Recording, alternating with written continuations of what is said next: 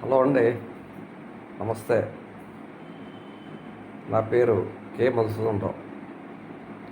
మనం ఈరోజు బస్సుల గురించి మాట్లాడుకుందాం.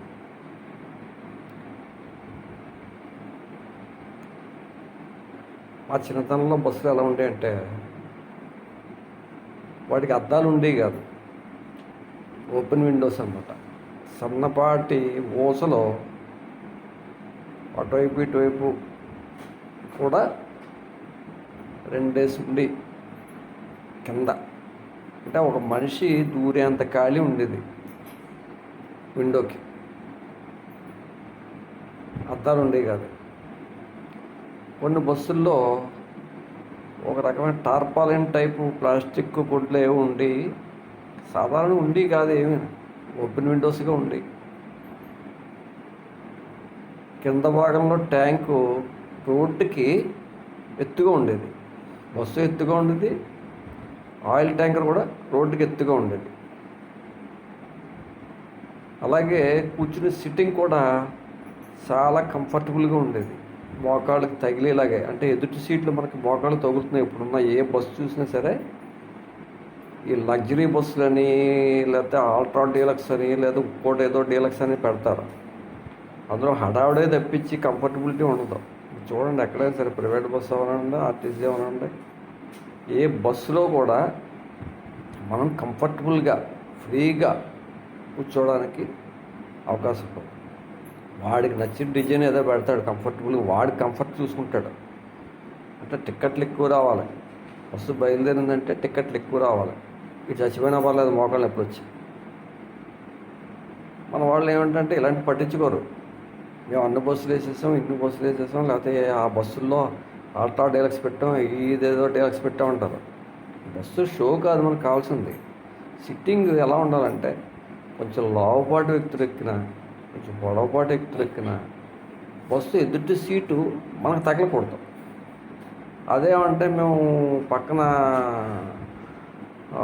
సీటుకి పుషింగ్ ఏర్పాటు చేస్తాం, అది ఇది అంటారు. పుషింగ్ ఏర్పాటు ఇంకా దరిద్రం. అది అటు ఇటు కానీ పుషింగ్ అనమాట. అది అలా పుష్ చేసుకుని సీట్లో పడుకుంటే నడుము నొప్పులు వచ్చేస్తాయి. అసలు ఆ పుషింగ్ కరెక్ట్ కాదు. శాస్త్రీయంగా ఆలోచిస్తే ఈ పుషింగ్ సీట్లు ఇంకా నడుము నొప్పులు ఎక్కువ వచ్చేస్తాయి.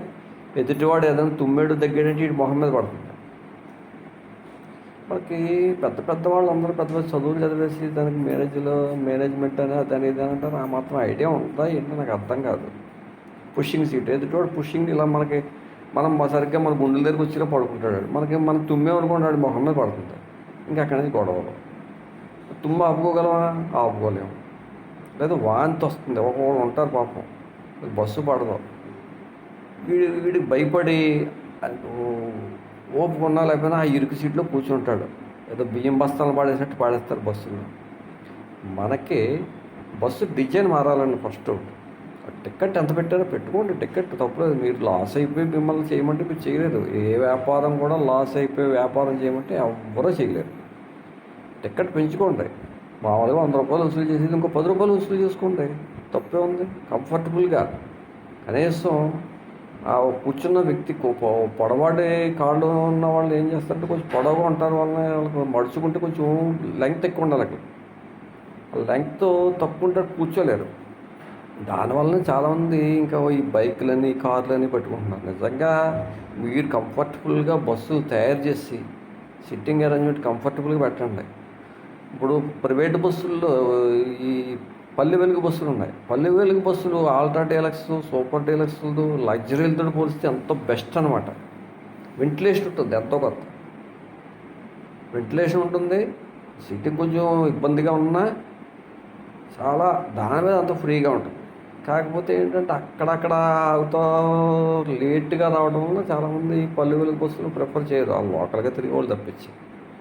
అందుకని మనకి బస్సు డిజైన్ మార్చేలాగా అటు ప్రైవేట్ యజమానులు ఉన్నాయి, ఆర్టీసీ ఎవరైనా, తెలంగాణ ఎవరైనా, ఒరిస్సా వారు ఎవరైనా సరే బస్సు డిజైన్ మార్చాలండి. మీరు 10 రూపాయలు ఎక్కువ పెట్టుకోండి, 50 రూపాయలు ఎక్కువ పెట్టుకోండి. కంఫర్టబుల్గా ప్రయాణికుడు కంఫర్టబుల్గా ప్రయాణం చేయాలి. అలాగే ఒక ఎగ్జిట్ డోర్ ఒకటి ఉంటుంది. అది ఎక్కడ ఉంటుంది ఆవిడకే తెలియదు. ఎక్కేవాడు అంటే ఎక్కేసాం, కూర్చున్నాం అంటే కూర్చున్నాం. కొట్టు చెత్త తప్పించి గొడవ వస్తే అదే అసలు ఎగ్జిట్ డోర్ ఎక్కడ ఉంటుందో తెలియదు, డ్రైవర్కి అయినా తెలుసో తెలియదో తెలియదు, అది వస్తుందో రాదో తెలియదు. కొన్ని బస్సులు ఉంటాయి అద్దాలు అటు ఇటు కథలో, దాంట్లో గ్రీజ్ పెట్టరు, ఆయిల్ పెట్టరు, ఇంకోటి ఏమి వేయరు. వాంతి వచ్చిందంటే లోపల వేసేసుకోవడం అన్నీ, ఇంకా పక్కన పారిపోవాలి. ఏమండి, ఫస్ట్ ఏంటంటే మీరు ఏవో రకరకాల టెక్నాలజీ ఉంది మీరు దాని మీద మీ మీద రుద్దుతాం అంటే కుదరదు. కంఫర్టబుల్ బస్సు పెట్టండి, విండోస్ లేకుండా పెట్టండి, ఎటువంటి గ్లాసులు కానీ డోర్లు కానీ లేకుండా. పూర్వం ఏ బస్సు అయితే నడిచేదో అలా చక్కగా. వర్షం వచ్చిందనుకోండి, సపోజ్ వస్తే వస్తుంది, కొంచెం కురుస్తుంది, అలాగే తడిచి వెళ్తున్నారు, ప్రమాదం ఉండదు కదా, చచ్చిపోం కదా.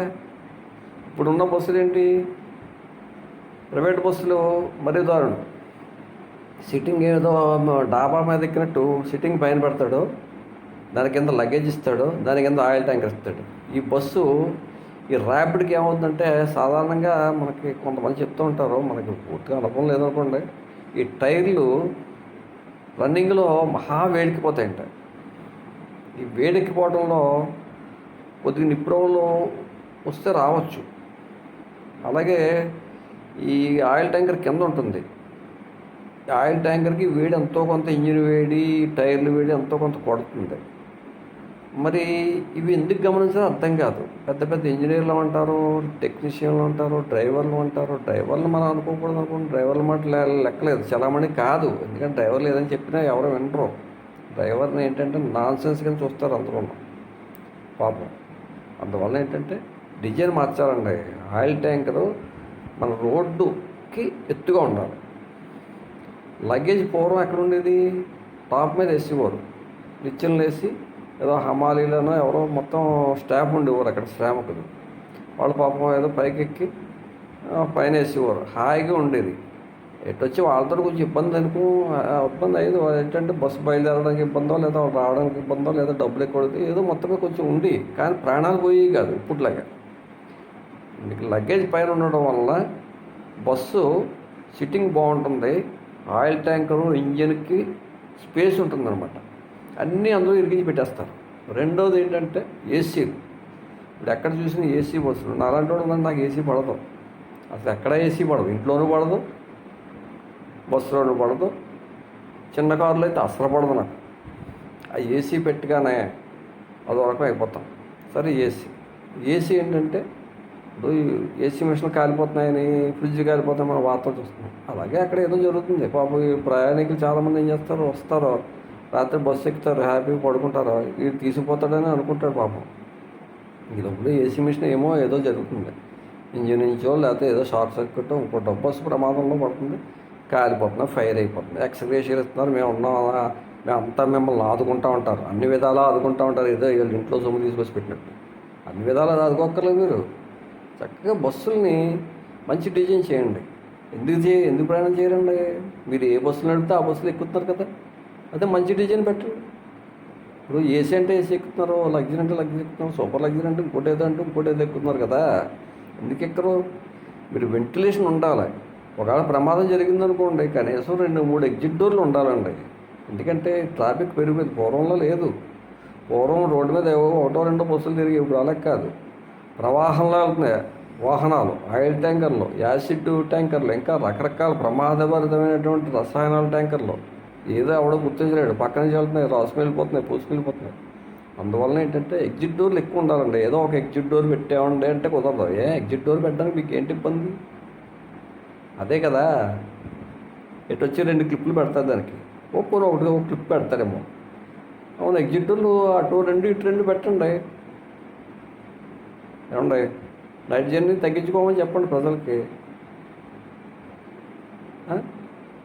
మీకు మోకాళ్ళు లేకుండా పెద్దవాళ్ళకి, లేదా వయసు మళ్ళిన వాళ్ళకి, లేదా ఊపగా ఉన్న వాళ్ళకి కంఫర్టబుల్గా ఉండేది సిట్టింగ్ పెట్టండి. ఏమండి, ఎందుకు ఎక్కరు? ప్రయాణికులు సుఖపడతారు, మీరు సుఖపడతారు, ఎక్స్గ్రేషియాలు మిగులుతాయి, పరామర్శలు ఉండవు, బాధలు ఉండవు, భయాలు ఉండవు. ఒకటే చెప్తున్నాను నేను, మంచి డిజైన్ పెట్టండి.